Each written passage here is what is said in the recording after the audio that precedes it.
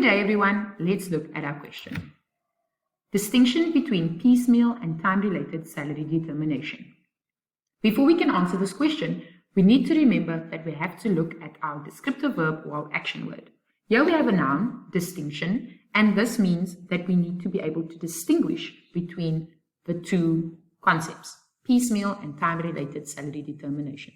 Please remember that with the verb distinguish, there are split marks awarded. So please remember to answer your questions in full sentences. Let's look at the content. Paid by the number of items to be produced. Here the worker will be paid for how many items they produce. And often the piecemeal salary determination is used in factories.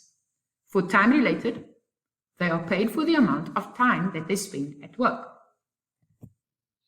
These employees are also paid according to the fact that they have the same qualifications, and so they are paid on the same salary scale. Let's look at our keywords now. Items and factories for piecemeal salary determination. For time related, we look at the word time, and we also look at the word qualifications. Now let's look at some images that can help us remember the content. Here we have a hand. There are 3 fingers shown, and hopefully this will remind you of a number and remind you that the worker here is paid according to the amount of items that they produce. Our next image is a building, and you see big plumes of smoke coming out at the top of the building, and hopefully this image will remind you of factories and the piecemeal salary determination. Our third image, we see a clock, and hopefully when you see the image of a clock, you will remember that these workers are paid according to the amount of time that they spend at work.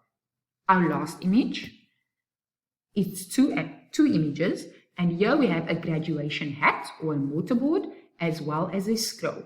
Hopefully these 2 images will remind you that one day when you graduate, you will get a qualification, and people with the same qualifications are paid on salary scales. This is called the time-related salary determination. Let's remove most of our content now.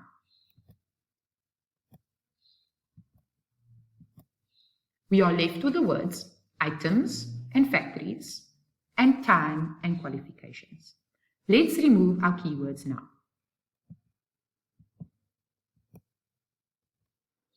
Now you are only left with the images. It's over to you now, learners, to see if you can remember the content for this question. Good luck!